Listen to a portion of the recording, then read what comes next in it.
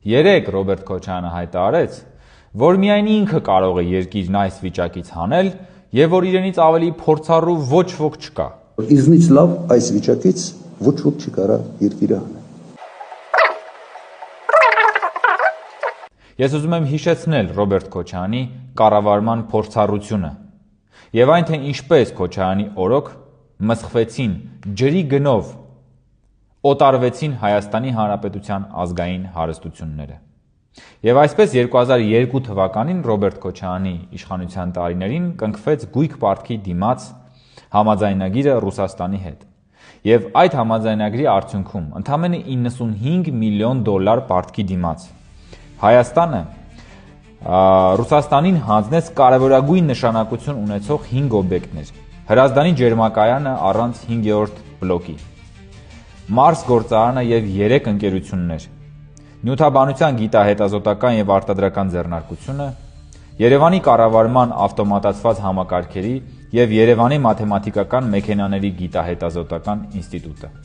1998 թվականի ապրիլի 30-ին կառավարությունը որոշում ընդունեց Հայաստանի գազատրանսպորտային համակարգի հիմնական միջոցները Հայրուսգազարդ փակ բաժնետիրական ընկերությանը հանձնելու մասին։ Այս որոշման համաձայն Հայրուսգազարդ փակ բաժնետիրական ընկերության 45%-ն անցավ ռուսական Գազպրոմին,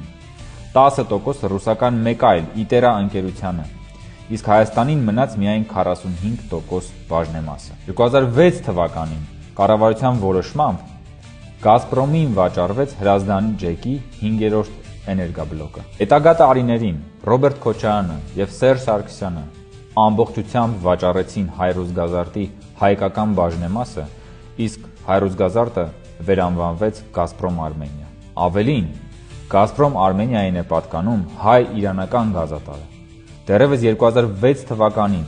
Գազպրոմին վաճառվեց Իրան-Հայաստան գազամուղի մի հատվածը, իսկ 2015 թվականին վաճառվեց նաև գազամուղի մնացյալ հատվածը, Մեղրիից Քաջարան ընկած 40 կիլոմետրը։ Հեծը նույնպես օտարվեց Ռոբերտ Քոչարյանի իշխանության օրոք։ Չնայած որ այդ մրցույթին մասնակցում էին ոլորտում հեղինակություն ունեցող տարբեր միջազգային ընկերություններ,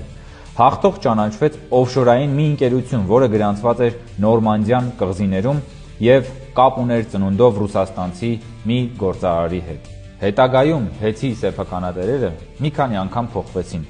իսկ 2015 թվականին Տաշիր ընկերությունների խումբը Սամվել Կարապետյանի գլխավորությամբ գնեց Հայաստանի էլեկտրական ցանցերը։ Վերջերս Հայաստանի կառավարության կողմից հեծի ժամանակավոր կառավարչի նշանակումից հետո պարզվեց, որ հեծը տարիներ շարունակ բազմահազար քաղաքացիների հավելագրումներով ըստ էության կողոպտել է Հայաստանի Հանրապետության բնակիչներին։ Եվ այս յուրատեսակ թալանի ակունքները եւս գնում են Ռոբերտ Քոչարյանի իշխանության ժամանակներ։ Հիմա ինչ է ստացվում։ Ընդամենը $95 միլիոն պարտքի դիմաց Հայաստանի Հանրապետության ստրատեգիական օբյեկտները Ռուսաստանին հանձնած Ռոբերտ Քոչարյանից դատախազությունը այսօր պահանջում է $200 միլիոն թալան։ Ուշադրություն դարձրեք, $95 միլիոն պարտքի համար Ռոբերտ Քոչարյանը օտարում է Ռուսաստանին Հայաստանի ստրատեգիական օբյեկտները եւ այսօր դատախազությունը նույն Ռոբերտ Քոչարյանից պահանջում է $200 միլիոն թալան։ Եվ ահա այս Ռոբերտ Քոչարյանը հայտարարում է, որ ինքը կարող է միայն երկիրը հանել այս վիճակից։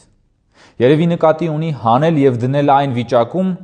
որտեղ որ նորից եւ վերջնականապես Հայաստանի մնացած ստրատեգիական օբյեկտները կհանձնի օտար պետության եւ վերջում սկուտեղի վրա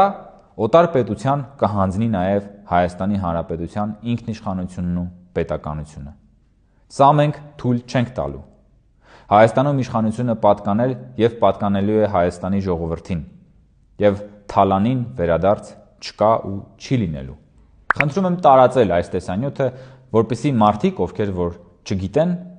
իմանան Ռոբերտ Քոչարյանի կառավարման անփառունակ դեմքը։ Իսկ նրանք, ովքեր գիտեն, բայց մոռացել են, թող վերհիշեն, որովհետև սրանք դեպքեր եւ իրադարձություններ են, որոնք որևէ կերպ մոռացության մատնել հնարավոր չէ։